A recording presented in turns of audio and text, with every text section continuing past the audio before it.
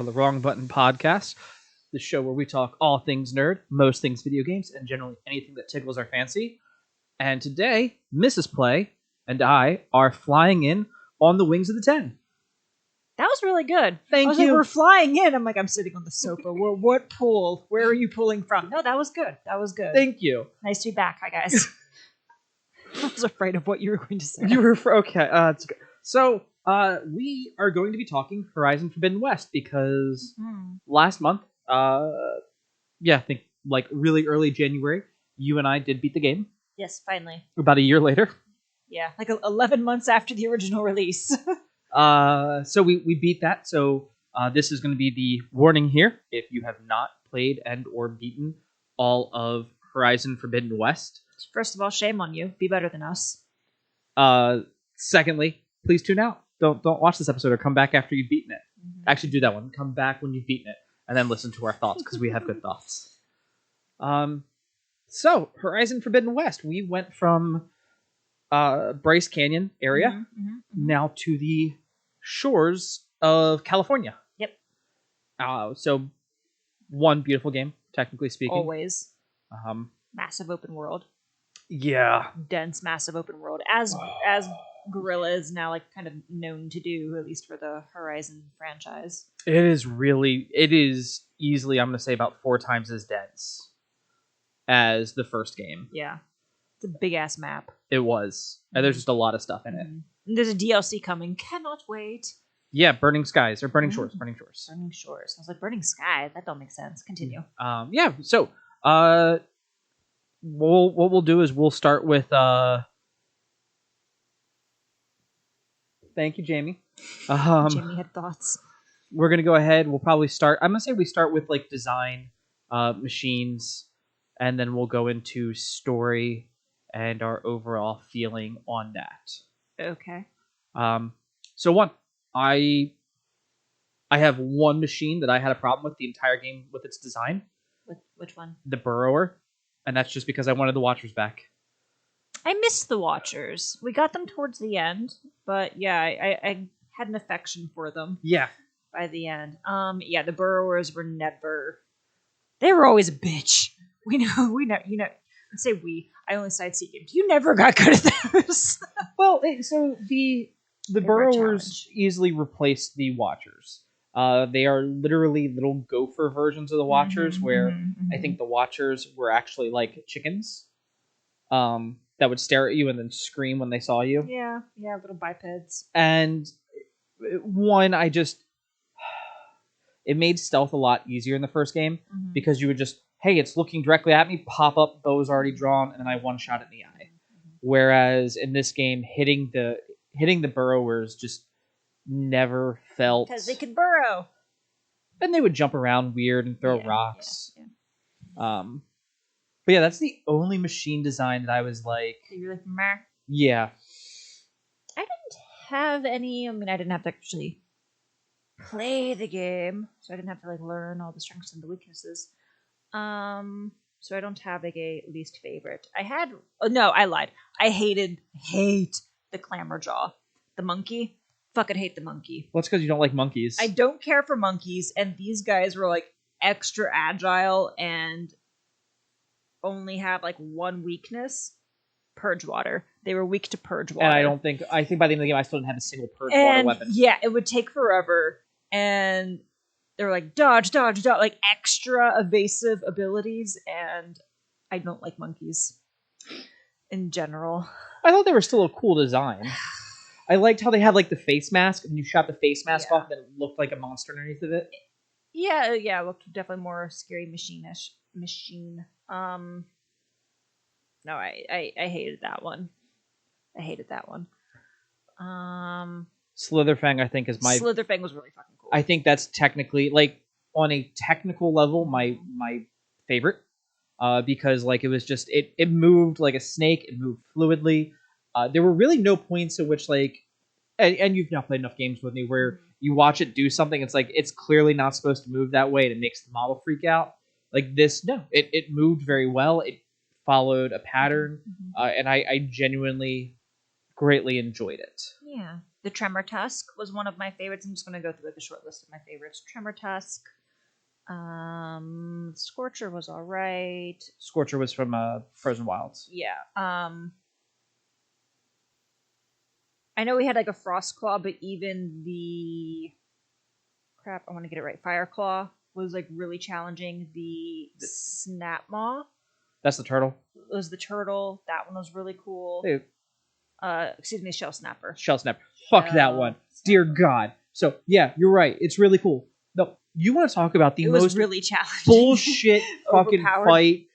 It's the turtle guys, and when you have to do a couple missions to get it, it would burrow underground. It's like an alligator snapping turtle. It would burrow underground. It would fucking like dig out and launch on you. It didn't matter how far you were going. I never felt like I was fast enough or far enough. Maybe it was trying to tell me like, hey, maybe fight one of these things with a goddamn mount, and I was just too stubborn to do that. But god damn, was that annoying. It was really cool. I loved it. It was a great design. God, was it an annoying fight. The Tide Ripper was pretty cool. That's the one that you and I codenamed Lapras. Angry Lapras. Yeah, it looked like one of those old school dinosaurs, because we have new school ones. Right. Anatomically correct this time. The Dreadwing was like a bat. That one was pretty cool. We only had that one once or twice, but I enjoyed that one. Yeah, Rock Breakers from the first game. Yep. I have a whole I'm watching you I'm like, oh, that's awesome. Scrolling. Snapmaw was from the first game. The Plowhorn. I really like. It's a Triceratops. Yeah, I liked the Plowhorn. The Plowhorn was cool, and it was a Grimhorn when it was in its combat state. But yes. I liked the Plowhorn. That one was nice. I'm trying to make sure I get the names right, you guys. One moment, please. The Claw Strider. That one was also really cool because that one was the Velociraptor. The Velociraptor equivalent. Yeah. With its feathers like that. And you could ride them. Yes. We never really did that, but the other characters could ride them. Or Gala's group could ride them like that. I enjoyed the design. Yes. Thoroughly. And they were challenging. And especially the Apex version. I actually really liked getting this is the Apex style of it. I thought it was a nice touch to do. This one is just clearly going to be a little bit stronger than the others. Yeah. The Wide Maw was like the equivalent of like a hippopotamus. It's still a cool design. Not my favorite, but a cool design.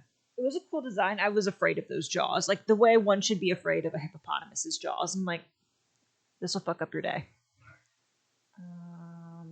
Those were really good. Yeah, that was the majority of the machines. I know it's not a comprehensive list. Sky Drifter was a newer one. The Sunwing, I really enjoyed the Sunwing. Yeah. Spike Snout was like the angry anteater. Yeah. Honestly, it felt like for a couple of the pools there, like the Glint Hawk is still, I think, nobody's favorite. But like when it's the Sunwing, how it was, hey, this is clearly a pterodactyl, so when it flapped, it felt different. The Leap Lasher. The kangaroo, yeah. Yeah, the kangaroo. That was a fun one. Yeah, they did a really great job with the machines. I liked the expanded machine list. Yeah, thank you. I want to say the machine base, and that didn't feel right. Machine list. I liked the new designs. It was. I was very curious to see what the Guerrilla team would do, especially after setting the precedent so well with Horizon Zero Dawn. So to see where they're like, all right, you have the stage set, but now we're gonna go to the bigger, badder machines, and these guys, it lived up to the hype. It met my expectations. Oh, in a heartbeat. And it was everything that I had hoped it would be. Other than I would really like a shark predator one. But that's just me being nitpicky. Like when I showed you the concept art that some people were doing with the manta ray under. Yeah, there were a couple for the underwater equivalents that were just I hope we can. I know doing water is a bitch and a half. I know. But if we could, really cool. If we got one water weapon, because everything had to be able to go on land. Yeah. Yeah, and you couldn't fight underwater. Your only thing was really just hide thyself Yes. and remain undetected. But like the manta ray, like fan art, there was a shark fan art. I love whale sharks, so if there was like a whale shark one, that'd be really cool. But yeah, I loved the machine list in this game. Oh, 10 out of 10. Mm-hmm. And I think the best part is none of them felt like, oh, that's just like that's just this older machine now done a little different. Evolved. Yeah, it's that's still just a glint hawk. Like I said, Yeah. when we saw the Dreadwing didn't feel like the Stormbird. The Stormbird comes back. We got to see him twice, and that was like, oh, that's really cool. But nothing felt like overshadowed, or I just preferred this previous version. And of course, yeah, they brought back the Thunderjaw. I love seeing the Thunderjaw. He's really, really cool. He's a classic. The Stegosaurus. The Stegosaurus is cool. You told me his name a minute ago, and I completely forgot it by now. It's okay. But yeah, his with his plasma laser, and I enjoyed his. I liked the fact that it's like, no, the Stegosaurus looking one, or maybe I think it was more Stegosaurus, but it was like a Stegospinosaurus thing. Probably like one of my favorite new design, because every time you've met him, and you only ran into him like twice. I don't even think we found like a place to hunt him, or I hadn't. But he was great. How did you feel about? Oh, Sid, go ahead. How did you feel about the Spectres, the Zenith machines? The Zenith machines, incredibly boring. Design wise, okay. They were the sleek and futuristic. Yeah, super advanced, sleek, futuristic. Especially after the last game, coming off of the Deathbringers, the Infectors, and then the other one, where it was like, oh, this is old school military, and it looks blocky. It doesn't look even as like complex as the machines are that were being created in the Cauldrons, but they felt deadlier, and they were supposed to be, because they were purely designed for war. I guess that's our best way to segue into the story. Okay. So game picks up months. Maybe 6 months after the events of the first game, the events of Zero Dawn. There is a brief comic book series for Forbidden West. It's about 6-7 issues. I enjoyed it. It follows Tanala, sorry, the hunt master of the arena in Karja. And then Aloy comes out and says, "Hey guys, we think we found Hades, which was the AI you fought at the end of the first game, and he went west." And you get to see a little sequence. And then you go west and you find that something new is polluting the earth. What was all the red stuff? I'm over here making faces. In Forbidden West, I would say that Aloy's journey continues as far as like just trying to find like the backups for Gaia. Yes. Like she learns that Gaia's a thing, and in Forbidden West, it was all about how do I get access to Gaia in order to like make things right, so to speak. Continuing on her savior journey. Yeah, we need to find a way to fix global eating. We're gonna solve global warming. Sorry. And thereby like fulfilling Dr. Sobek's dream. Yeah. That was my note. Yeah. So, and of course, Silicon Valley, as well as a lot of other things, are out in California. So it also now makes sense that everyone heads west to find these backups and plot reasons they get there, without doing like a full analysis. Yeah, and along the way, Aloy is introduced to a variety of new cultures, like all of the Karja. Tanakh. And the Tanakh, sorry, thank you. Yeah, Karja's last Tanakh. Yep, we're going to edit that. The Tanakh. And they're different. They're different cultures, and they're all vastly different. It's not just like, oh, these guys wear blue and the other ones wear purple. Like, no. We have entirely different cultures, different architecture, different lifestyles, different belief systems. It was really interesting. I thoroughly enjoyed like getting exposure to those different cultures. I felt like with this game, it was a much more like human driven, human centric, as opposed to the first game felt more like fighting the machines, and this one was more more politics and people, much more fighting people than the first game. You continue with story. This game was character driven. This is characters driving the story. That's a great. The other game was the story driving the characters. Yes, I agree. And both can be done well. However, the characters in this game, the vast breadth of them. Yeah, the character development was beautiful. Yeah, there was nuance. It was something where it's like, okay, we had Aloy was pretty quiet, like she was a character, but you could kind of still see her as almost a silent protagonist. Mm. And in this game, it was no. Here's Aloy the character, and Ashley Burke did a great job playing Aloy. 10 out of 10.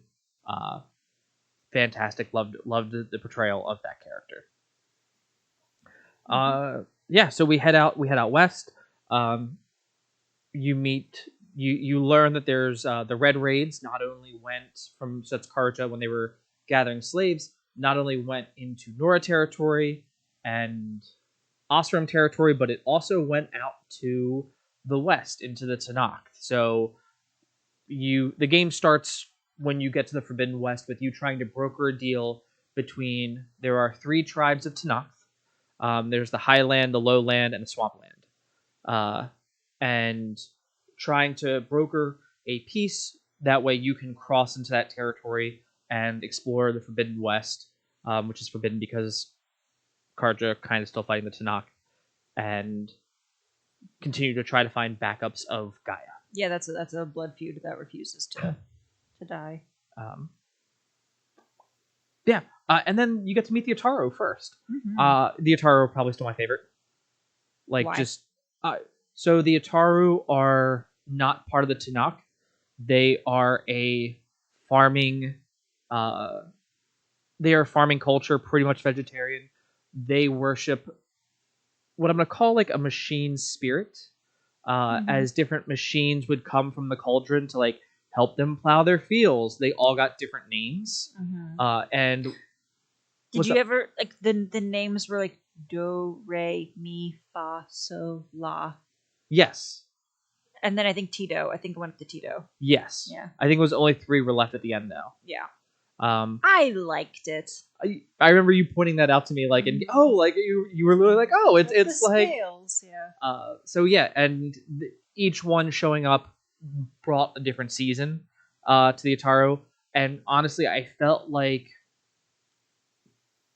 the Ataru were the most flushed out society in a new age. Like the Karja to me felt like Rome. Okay. The Nora were the North American. They were the North American Native American peoples. Indigenous clans. The Oseram. Bronze Age. Yeah, they were Bronze Age, and I think all 3 of them in that area were supposed to be different, and then the Banuk were another. I forgot about them. Good. Yeah, good job. They were another clan, but the Ataru felt very different. Like they lived in giant tree houses, and they were like, it looked like something that you'd see in like a Bali Airbnb. Yeah, honestly, it felt beautiful, very Avatar, like James Cameron, but just like leaves were like enveloping. It was great. I think they were the best fleshed out ones. And then the other Tanakh were, I'm pretty much gonna say it's like the Marines, the Army, and the Air Force, because they found the leader Kutalu, who is the leader of the Tanakh. He is the war chief of all of them. You're doing a great job with the names. Thank you.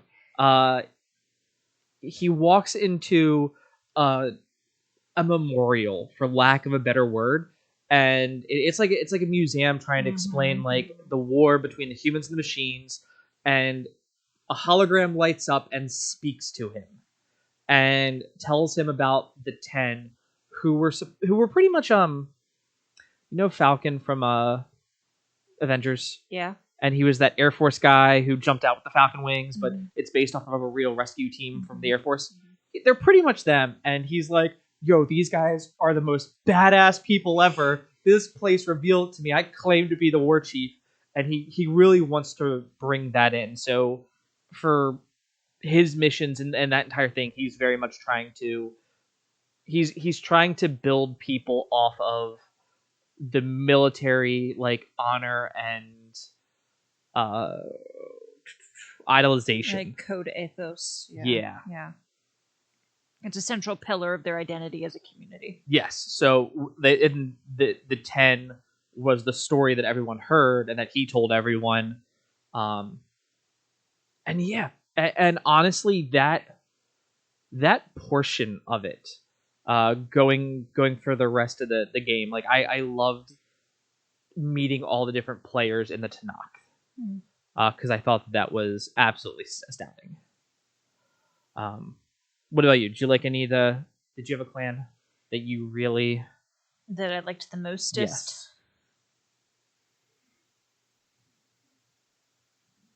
I'm thinking.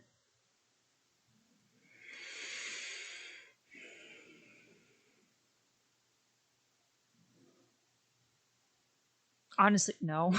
I didn't have a particular favorite. I enjoyed just getting to experience the different cultures, like and the individuality of the different cultures.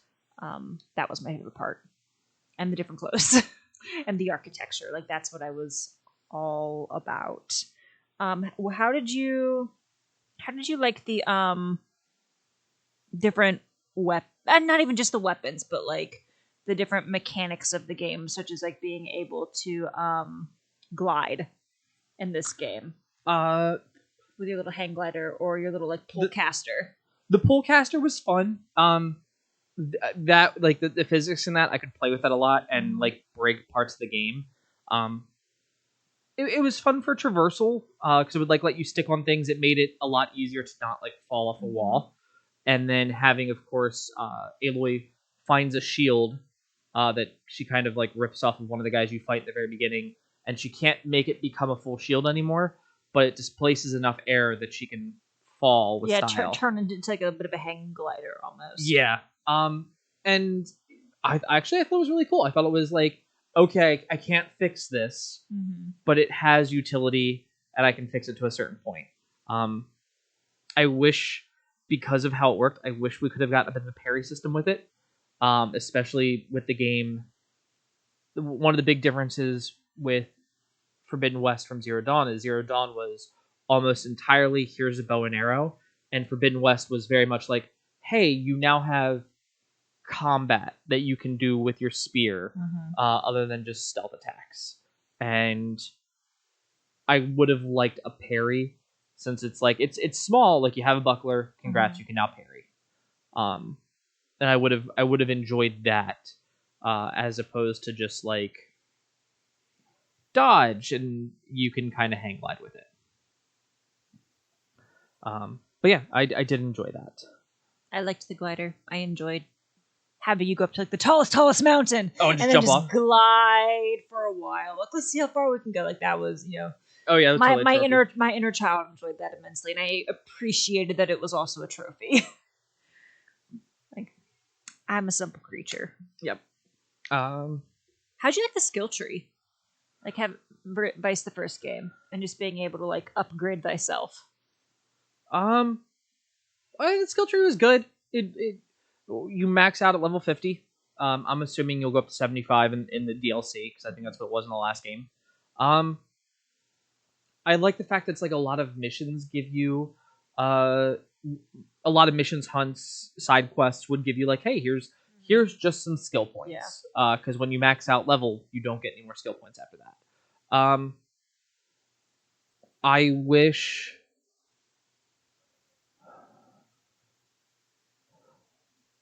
I need to go back. It was interesting being able to like upgrade her and make Aloy be able to do better things. Um, I wish that I don't know, maybe I wish it was just laid out a little bit different. Um, or that some of it felt more usable. So the big thing with this was you got her like supers, and I pretty much only ever used the like ranged one because I could just upgrade, pull out my best bow, pull out the best arrow, flip that on, and I could trivialize like the second to last boss. I like we once we did that we two shot him because we did like 9,000 damage to him, and it was like he's got a little bit of health left, and then cutscene. So I guess that's the only thing is I wish it felt like it had more utility for all the extras. But yeah, How'd you like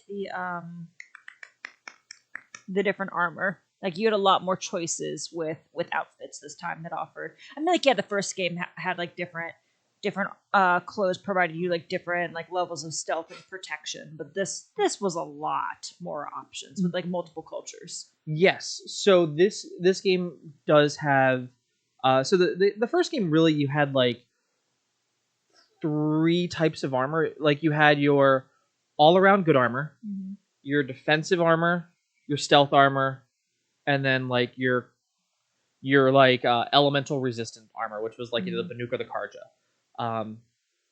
And then like Ostrom I think was there. And I was just like, let me get the full stealth suit because I'm gonna run stealth and you could just disappear. That's your thing. And I guess I wanted in this game the armor system felt like they were trying to go between like they were trying to do some like almost Monster Hunter esque where it's like here's all your different things and like but once you clearly got the best armor, it was I literally was like okay well this is the armor I'm going to use because it doesn't make sense to use any other armor. I wish that they were like hey here's I understand like you can't get the shield weaver that broke. Which, by the way, way to explain why you don't have the best armor, and that it's like, no, she was using it and she used it a lot, and then it broke. It's been 6 months. Oh no, that makes sense. But I do wish, I wish it was like, hey, here's just a really good stealth armor. If you want the best stealth armor, and it was a little bit more straightforward. I think having all the different options, but they didn't feel different. Okay. So that would be my only.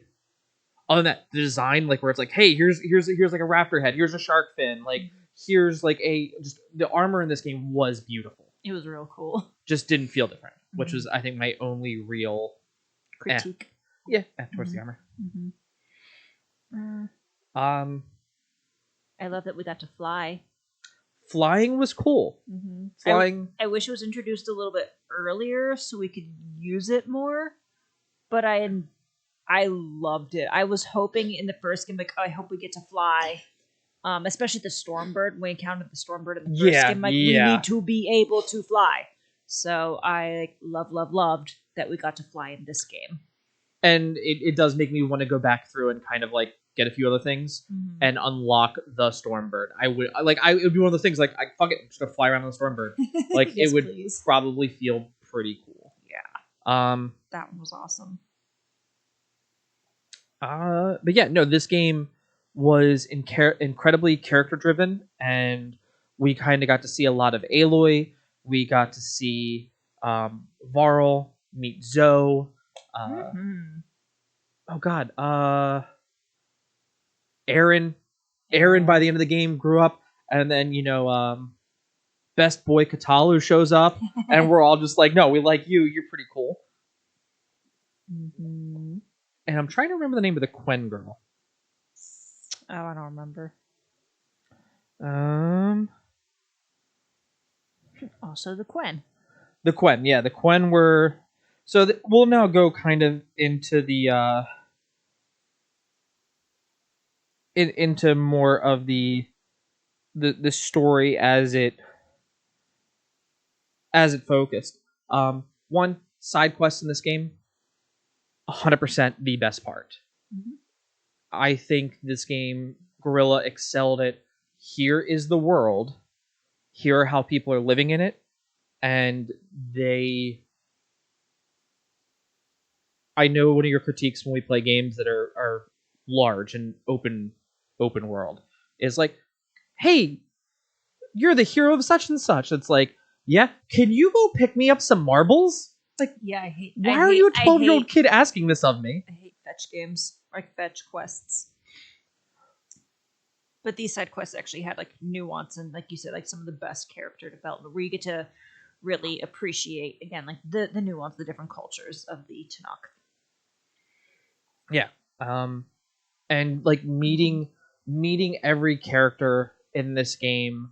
Uh, you of course we named off a few, and then Alva, who are characters that get to come back to base with you. Tanala not being able to come back to base with you kind of irked me. But when she's like, "Look, I got my own thing happening. I have my own thing happening," I'm like, "Oh yeah, I'll take a DLC just playing as her in the back in the original area. That'd be cool." You look like you have something to say. Well, like what we haven't, however many minutes we're into this, I can't read. It doesn't matter. The point is, what we haven't talked about that really grind my gears, was the Far Zeniths. Okay, go. Who are the Far Zeniths? Fucking losers. Bunch of pussy ass bitches is what they are. Wow, there goes our PG-13 rating. Got it. Okay. You can edit me out. No, that's staying in. They are.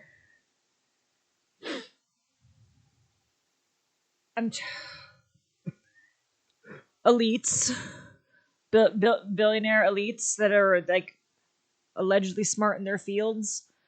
A bunch of CEOs, and they when Earth is very clearly going to be destroyed, and they're like, well, we don't want to like bunker down. They take their ark, of course it's an ark, and they flee to another system, or another planet at the very least, and they're gone for a while. And the whole mystery of the first game is like what signal did Hades receive, and like from where, that turned on Hades, because Hades destroyed the original Gaia. Yes. And that's what precipitated Ailey's birth. Yes. And the signal, as we come to find out from the game, is that it came from the Far Zeniths. And eventually, what we find out at the end was that the signal actually came from an AI, a corrupt, mad, sociopathic AI that the Zeniths named as Nemesis. I know I'm going a little bit out of order, but going back, the Zeniths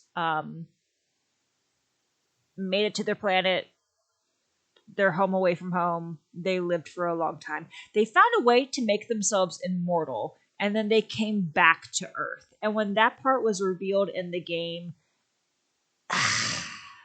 I didn't care for it. I'm more okay with it now at the end of the game than I was at the beginning, but I was like, really? Like it felt like what you complain about with like Dragon Ball Z, where it's just like they overpowered the overpower. The only thing you can do is like go even bigger, and then the next more insane thing, and like it came from outer space, and like it was the Star Wars, like, okay, you blew up the Death Star, so when you do the sequel series, it can blow up a system. And then it's like, oh, actually, we can actually just miniaturize it and like fucking put it on a normal ass spaceship. And it's like, I mean, theoretically, that's the same thing we are with nuclear bombs, but it felt like a real like reacher, that like they came from outer space and that they were immortal. Like, sure, they're an advanced society. I just, that one was like a harder pill for me to swallow. We get to, like, again, they're all sociopaths. Like, humans shouldn't live forever. And we can all have our philosophical debates and differences. I do not feel like humans should live forever. It's very much they did. If you guys have either read Altered Carbon or seen Altered Carbon, the Meths, the Methuselians. So, as Ms. Play said, the world was ending, and they decided, you know what, we're going to get on our ship. We're going to go to the closest habitable system that we can get to. They fly to that system, and they build pretty much the Matrix, because Carrie Ann Moss, by the way, her character Tilda. is like, yeah, we all kind of lived in our own world. Some people were nicer, some people were monsters. But they take people that were leading in their field, and not just, I'm a scientist, I'm a neurobiologist. One guy owned the world's largest paramilitary organization, and in his world, he literally fucking played Grand Theft Auto, and she's like, he would just run around and kill people until it completely desensitized him, and he was bored. Because part of his nature was he would just go kill people for fun, or he would take a contract because it sounded fun and go do it himself. That's not okay. Yeah. Not okay. But yeah, so I had issues with the Far Zeniths. Yeah. They died at the end. Yay. Again, that Mr. Play warned you. You should finish the game before you listen to this podcast. We found a way to disable their immortality feature. Yeah. Oh god. I've remembered every other character except for him. Silence. Yes. Silence. Oh. So I think the best portion of this game really came into a lot of the side quests here. We learned that Silence has known all along what was actually coming. So he knew about the Far Zeniths before they got here. Hades was kind of... He was triggering Hades to capture Hades to really figure, like, be like, what actually happened.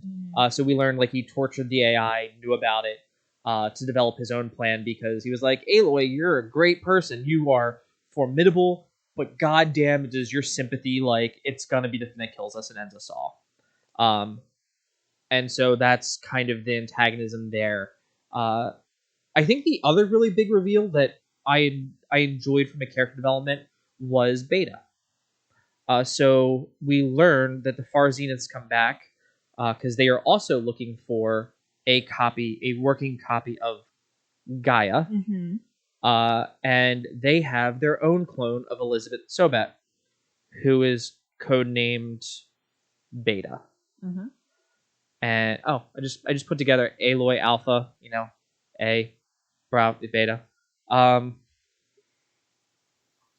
And so we get to see the same person, because they are identical clones, be vastly different. Yeah, it was a great nature versus nurture moment. And yeah, I enjoyed... I know there were points where Aloy was talking to Beta, and you were just like, Aloy, you need to chill the fuck out. You are being a twat. Like, this is not how you talk to someone who's been traumatized their entire lives. Like, this girl is emotionally stunted and unable. She is not you. And Aloy was like treating her like, you and I are the same. Why can't you why can't you do this thing? I can do the thing, and we're the same. Why can't you fucking do the thing?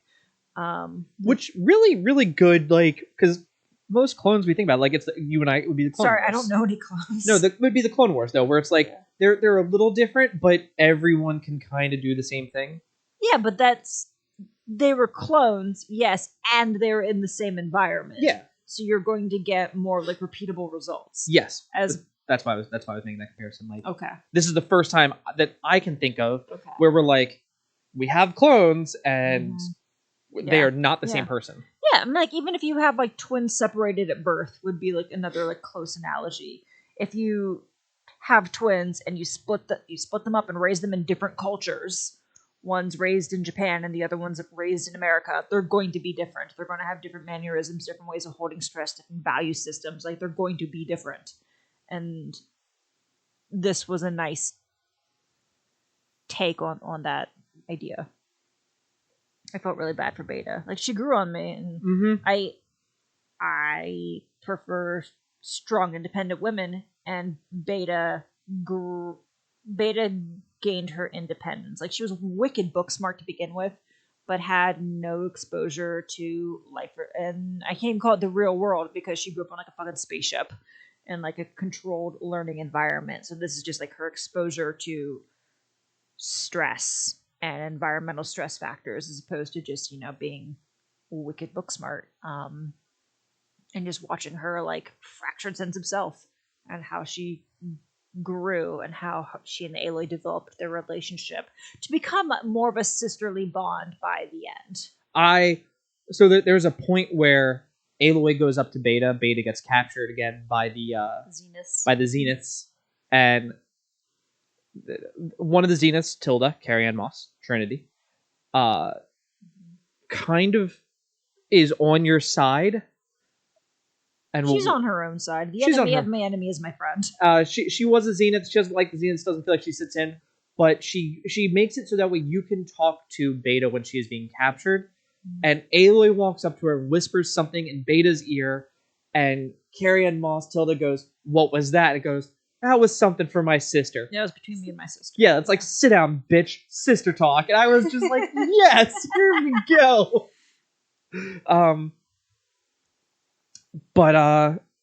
Yeah,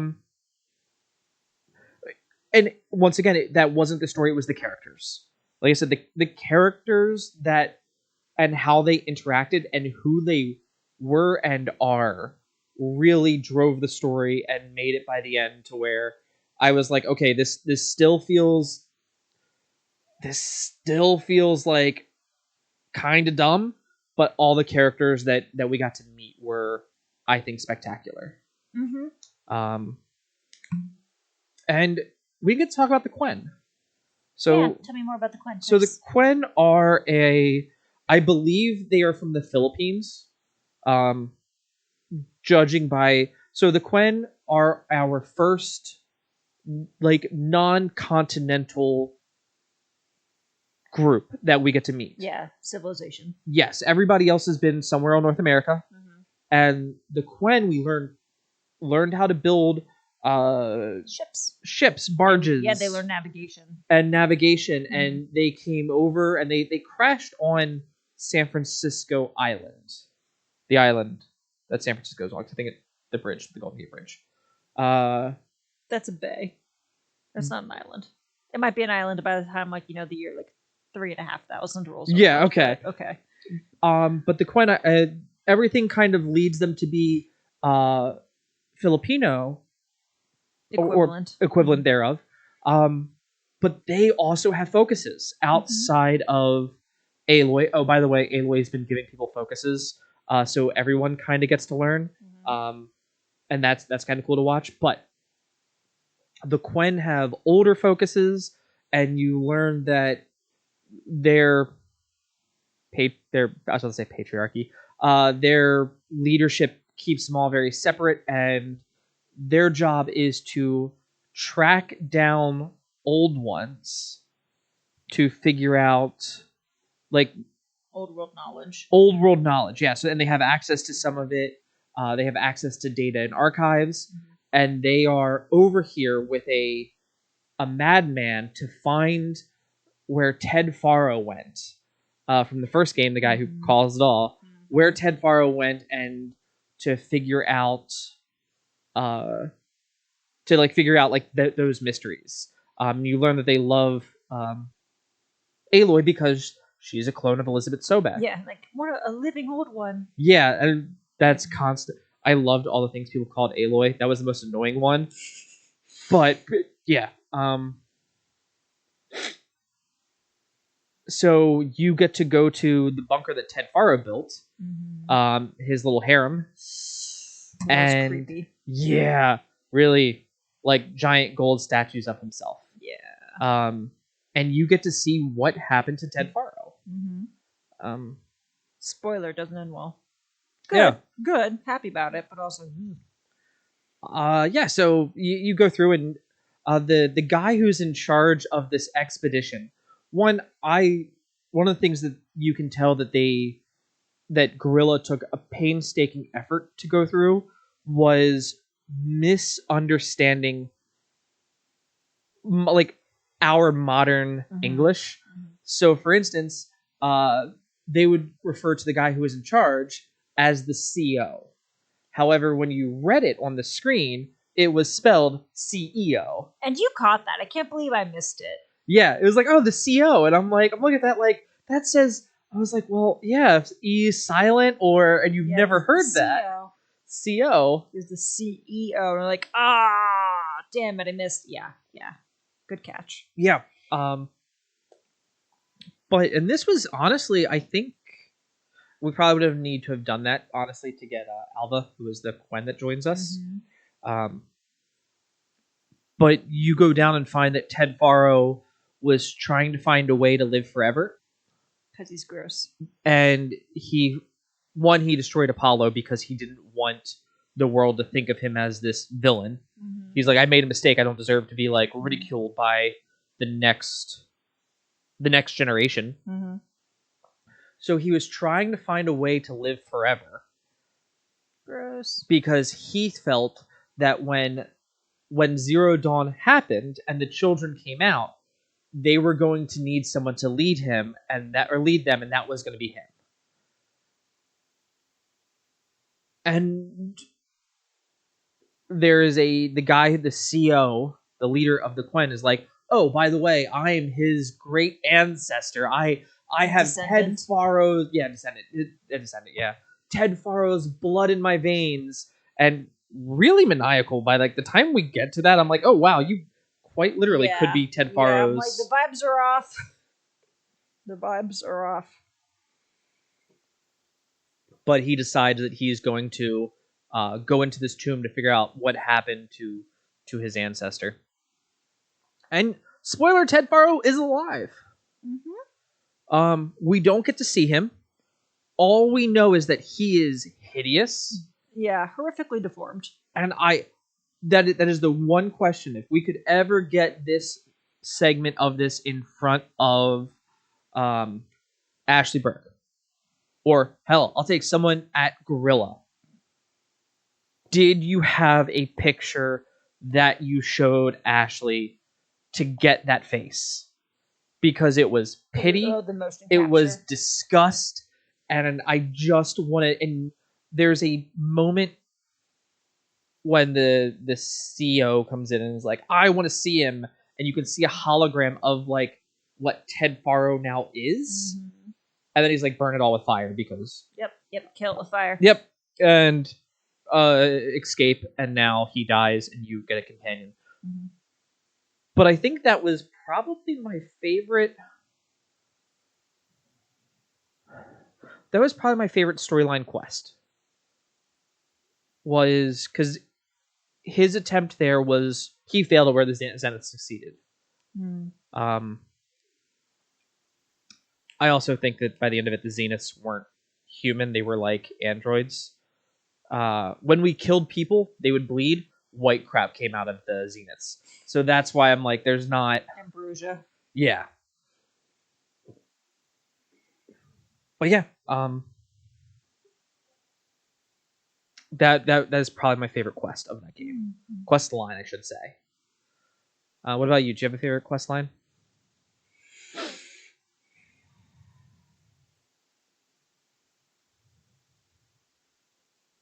I enjoyed when you were helping the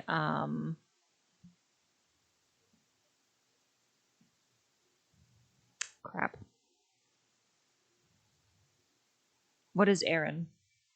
The Osram? Thank you. When you were helping the Oseram guys over in like Las Vegas, and they're like, we're gonna get these little ball things, and they light up, and it's awesome. It's like your first time getting to like breathe underwater and be underwater. Yeah. And then Angry Lapras fight. Yeah, you have to sure, but then at the end they release all like the balls into the sky, and it's like fireworks and dragons, and you get to see like, you know, like old world lights of Las Vegas equivalent. Yeah. And it's like, this is going to be a great attraction. Like, ever the entrepreneur. Like, I really enjoyed that part. So like unlocking the underwater feature, because that was another thing that I'd really, really hoped for in this game. So being able to have that, I know swimming underwater, like navigating those controls is difficult, and so to like overcome all of those hurdles and to do it well, hats off. And then really just getting to see like, hey, can you help me out? This is something that like my grandfather always wanted and dreamed about and talked about, and like I have a chance to make it come true. And then having like a whole plan of like, people are going to come to see this, and it was beautiful to see. Yeah, it also the light show was really cool. So what happens is like you get to find collectibles, and they're little like floating charms that have lights coming out of them, Mhm. and when you give them back to the guy, because of course you turn those into him, like at Christmas time, it would snow and you would see like candy canes and snowflakes and things falling. So it was like oh, and they're like, oh, I don't know, this is some weird tradition. St. Patrick's Day. It's like, yeah, there was this holiday where everyone just drank like beer and mead, and it was like, oh, this is Seems just a really fun. really Yeah. fun like invitation there. I also really like one of the things that, like I said, that I think they did really well was when they just messed up basic understanding of our time, Mhm. because he's sitting there and goes, it was this amazing thing. It was this gorgeous woman wearing almost nothing because like the Osram are like layered up, Mhm. and all you can eat food, and it's literally like, it's a buffet advertisement. You mean a buffet advertisement is what sparked this crazy journey to unearth this city, Mhm. because Las Vegas is buried in the sand. Mhm. Yeah, every one of those was every in my opinion, every like explanation to like, hey, so why did you want to do this? Oh, well, I saw this thing, and it's like it's like that's that's an advertisement for a buffet. Like it's so silly, but when you're like, but it's lost technology and it's just sitting there, I was like, oh, Yeah, lost context. So I was like, oh, that's great. A buffet spurred me. Very food motivated here. Yeah, we are. Um, and honestly, my favorite was the proving. My favorite side quest in this game, I think, was like the proving. Um, so one of the things we said was this is very character driven. All the characters that we met, the Ostrom guys that Mrs. Play met, like they all had great personalities. One guy was like, like he sounded like the guy who's like, I really like Shakespeare and I'm into a play, and it was like, are you just trying to be Macbeth? Like that's what it feels like you're going for. But there was one of the challenges was to do all of the fights with pitmasters, and the pitmasters helped you unlock and practice combos and abilities, so that way you could fight better. Mhm. And once you beat all of them, they said, well, now you can go to the proving.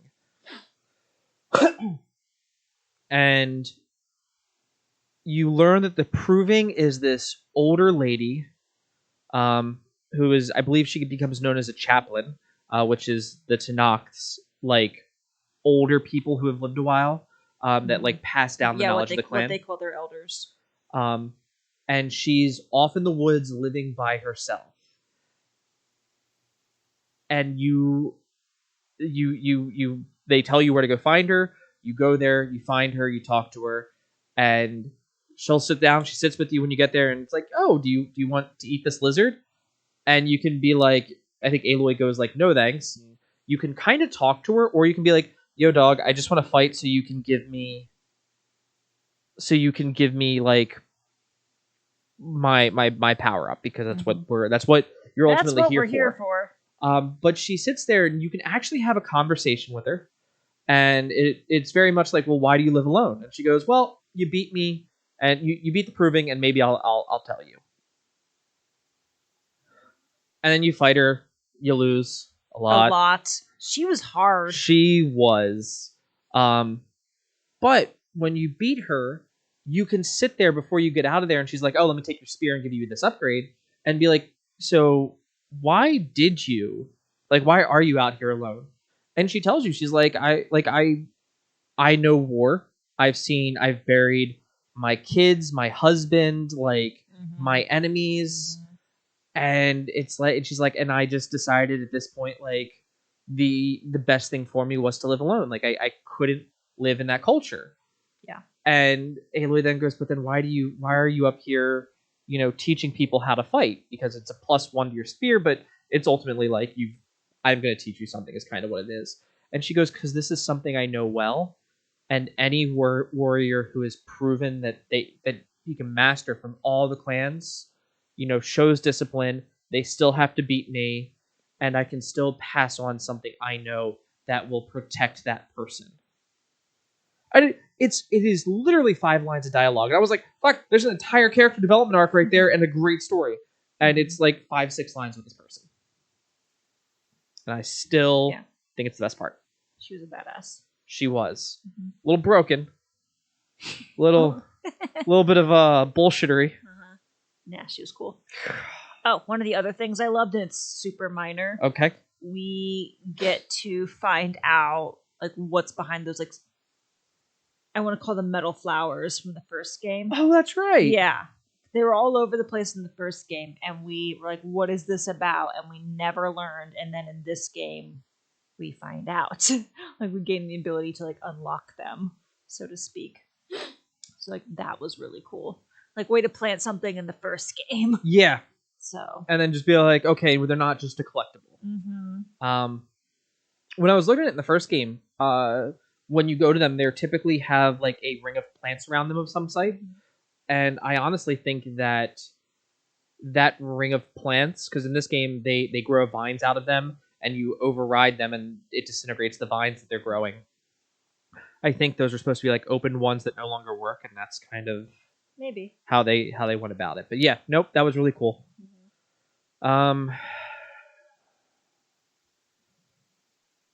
So talked about all the cool parts. We're gonna go back to the main story. Okay. So you find a copy of Gaia, Mm-hmm. and Gaia 1, great design. Mm-hmm. Gaia sends you out to find and you override all of the subordinate functions. the remaining subordinate functions. Mm-hmm. Yeah. So that's like Poseidon. Oh god, Demeter. Yeah, it's not Ear.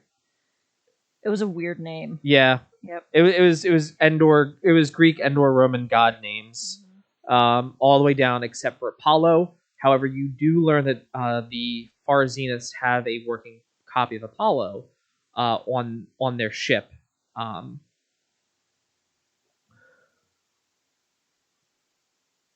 So you find all that. You have multiple battles with the Zeniths where they are nigh untouchable, including to the point where they body Varl. So Varl from the first game comes along with you, has pretty much a wife. You learn is about to have a kid, and then Aloy and Beta are trying to are trying to capture Hades, and they no Hephaestus, not Hades, Hephaestus. They're trying to capture Hephaestus, and the Zeniths end up taking a completed version of Gaia, as well as killing Varl, and that's kind of where you begin to sprint to the rest of the game. Devastating. Yeah. However, I do like that Varl gets his own plant, that there's an entire memorial that Aloy can go out and talk to at different points, and she will update Varl where she is, and will kind of have these conversations with him. And then this is where you learn that Tilda, who is one of the Zeniths, doesn't like the Zeniths, and she considers herself separate from them. Yeah. Yeah. But she really has a thing for Beta, and then she meets Aloy and really has a thing for Aloy. Elaborate for the class what you mean by a thing. She, because she was alive back when Elizabeth Sobet was alive, is there were affections towards Elizabeth. Tilda reveals to Aloy that, as Mr. Play just said, that Tilda had affections for Elizabeth, and for a while believed that Elizabeth returned the affections, before ultimately, like, putting feelings aside for, the good of humanity, gotta save the world, can't have feelings. And when Tilda decided to join the group of people who eventually would become the Zeniths, but who had elected to leave Earth, she deeply regretted leaving Elizabeth behind. Yes. And my opinion there kind of differs a little bit from yours, where you're like, can't have feelings. I think Elizabeth just was like, you are truly a selfish person. Maybe. And she's like, you're right, I need the good of it, and I can't have feelings for you because she is a deeply selfish person. And then you learn that, like, throughout that, Tilda was, like I said, she was friendlier towards Beta, built like a AI room that they could hide in, and Yeah, and have a talk, yeah. and she could see like her art collection because you learned that she was like a cybersecurity expert, counterfeit expert because she did all of it. Um, and then at the end of the game, you of course help avenge Varl, help Zoe, who is like Varl's lover, avenge her, and um, you then it comes that Tilda's there and she's like, look, you learn that this the far zeniths aren't what set off everything here that made the subordinate functions go haywire. There was an AI that they created to make their lives better, and except they used the AI and used bits of all of their personalities, and these are the best, and a lot of them are like they're also incredibly rich. So the AI is literally created out of all their egos, all of their like Personal drive. flaws. Yeah. They learn they don't like the AI, so they lock it in a room with The itself. AI didn't like them. Yes. The AI was like, y'all suck, and you're kind of, like, you suck, and they realized that the AI was going to like Destroy their planet. destroy their planet, like destroy them at the very least. So they imprisoned the AI, and they just considered like if we imprison it, lock away, throw away the key. They thought nothing of the AI. But when you take something that's intelligent and you lock it away, fiercely intelligent with a lot of Ego. maladaptive personality quirks, then it went mad and became rageful and vengeful, Yeah. and it broke out of its prison, and it destroyed them. It destroyed the planet. Only a small group of the zeniths were able to escape, and when the nemesis, the AI's name is Nemesis, when Nemesis escaped, it's the one that sent the signal to Hades. And like, I'm not only going to destroy you, but anything that you ever remotely loved and held dear. If you've touched it, scorched earth theory. And you learn that the zeniths came back to like resupply, trick it to thinking that they were there and they were going to jump to another system and hopefully lose it. Yeah. And you learn that Silence was like, hey, it's coming. Aloy, come with me. We can go into the stars. We can learn everything. And ultimately, that ends up not happening. Silence. Aloy is able to persuade Silence into staying to help prepare to fight Nemesis. And yeah, so after that, and one of the things I like is after we beat this game, the previous game, it was like, hey, we're going to put you to this point right before you did the final mission. Of course, it had like a trophy of like, talk to all these people and help enough people and then get everyone to come help you for the final battle. Yeah. In this game, you beat the final mission and the game's like, yo, walk around, but the final mission's done. Go explore and enjoy this world. Which I really enjoyed. Just because it wasn't like you never beat the game, it just constantly goes back to that. But yeah, I enjoyed that. Yeah, I'm looking forward to the DLC coming out. Very curious, and obviously things are set up for not just the DLC, but like a third game. So hopefully we won't have to wait 6+ years. But also, I totally get it if we have to wait 6+ years. A third game. There is also another game coming out for VR called Shadow of the Mountain. A lot of the VR games though have been transferred over to a non-VR state, just because VR has not sold as well as notoriously. And there are still rumors flying around of a Horizon multiplayer game where it's like, hey, we're gonna go hunt down a monster together. We can go do stuff like that. Hunting party. Now we are getting close to the podcast, but I would be remiss if you and I did not talk about the best boy of that goddamn game, and that is Katalu. We brought him up. Every other character is really great, guys. Like I said, the characters in this game are some of the best. We get to learn about Zoe. She really brings us into like what's religion like. Alva, we get to see she's the Quen. So what is it like on the other side of the fucking world? Like, you guys got over here with, stick built rafts. And a rather primitive navigation system. Yes. Yeah. And we get to see everyone else, but Katalu. So He had so much growth. he has. You learn that the leader. Oh god, I lost his name. I brought it up earlier. Hikaru, who is the leader of the Technoc.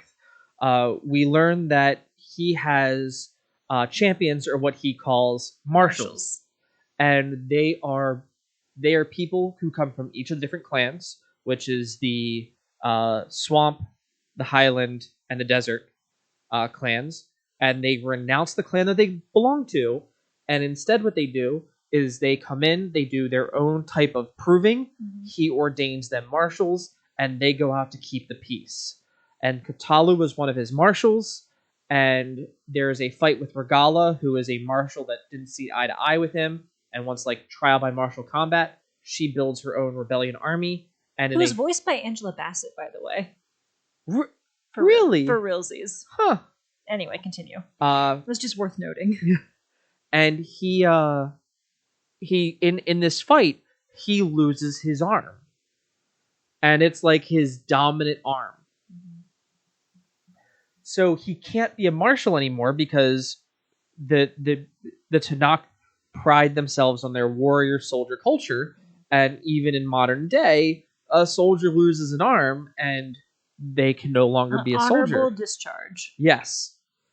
So Aloy goes back to his home clan, the Sky Clan, where he kind of forces them back into compliance because they were like, we don't have to listen to Hikaru anymore. We're not going to do his bullshit. And Katalu, is like, well, what are we going to do? We can't really stop him. And Aloy's like, well, he's got this wall to hide behind, so let's bring down the wall. And she did. And she does. And he's like, you're pretty dope. I don't like you. And goes back to Hikaru, and Hikaru's like, actually, go with Aloy. I think she can teach you a lot. And he does. He gets his own focus. And then you learn that he's been talking to Gaia. And Gaia's like, actually, back in the day, we actually had these things called prosthetics. And you're like, and he's like, what? Like, yeah, we can totally build you an arm that way. We can get you one of those. That way you can use that and, help people. And so he asks you if you will help him do that. Yeah, go scavenge the pieces that he needs to build the prosthetic arm, which you guys go do. And he's always grateful, and like, it's not even that he's grateful, like he is honorable the whole time, like an intelligent and honorable warrior. And he begins to like you more as you help him do things, because he still fights with one arm. But eventually it gets to the point where it's like, you walk in and it's like, hey, I have all the engineering. The Quen girl over there is helping me build my arm. You want to go out and test it? And yeah, I do. Let's go take on, I think it was like a Scrounger. It was like the lion from the original game. And you go out and fight it and absolutely thrash it. He's like, this new arm is great. And Aloy is like, it looks like it's great. You look awesome. And then he takes it off and puts it like in his pack. And she goes, why? And he goes, it is now just a tool and a weapon. I will use it when I need it. But this is who I am. Yeah, like I am whole without this. Yeah, it was a beautiful moment. Yeah, Chris had the feels. Oh my god, best boy right there, Katalu.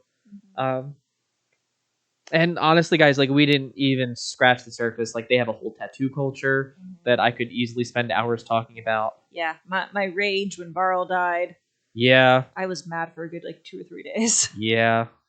Didn't play the game much for a while after that. It was like another week before we played it again. Yeah, it was beautiful. I loved it. My only critique, and I've voiced this during our Let's Plays, is that Aloy had a lot more catchy catchphrases, and she had more quips than I cared for. And you're a little bit mouthy, and it's not cute. It wasn't the talking to herself quips. It was her actually like being snarky. She was a little bit.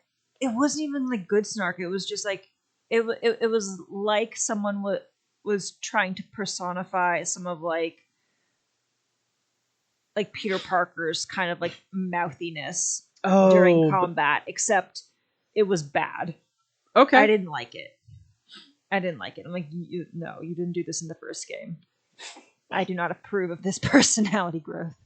That's like literally my only real complaint, other than the having to come around to the far zeniths. I thoroughly enjoyed the game. I'm very curious to see how Nemesis is portrayed. I'm very curious to see what they can do now with Hades.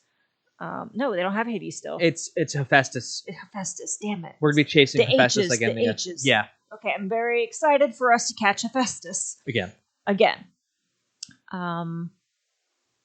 Yeah, looking forward to it, and now that like Aloy has like her ragtag band of misfits, and we're all on the same page and we're all ready to fight through the power of friendship. I'm excited to see like how like where things go from here. I'm glad. Yeah, I'm optimistic. Yeah. Once again, guys, I don't think we will be doing an LP of. We're not gonna be doing an LP of Forbidden West. Maybe later on down the line, Mrs. Play and I'll stream it a little bit on Twitch. We won't do an LP of the Burning Shores, just because of how the original LP went doing Frozen Wilds. But if you guys enjoyed this, please don't forget to like, comment, subscribe. Also, Facebook, Twitter, Instagram. Feel free to drop a comment. Please let us know what you guys thought of this game. Character-wise, anything else. If there's anything you wish we would have covered in this or would like to hear us cover on this, because I will be more than happy to drag Mrs. Play down here for a Horizon Forbidden West addendum piece yes, to do more on that one. Meanwhile, thanks for joining us. And yeah, drop us a follow. Love you guys. Catch you guys later. Remember, you're all winners out there. Keep it weird and have a fantastic rest of your day.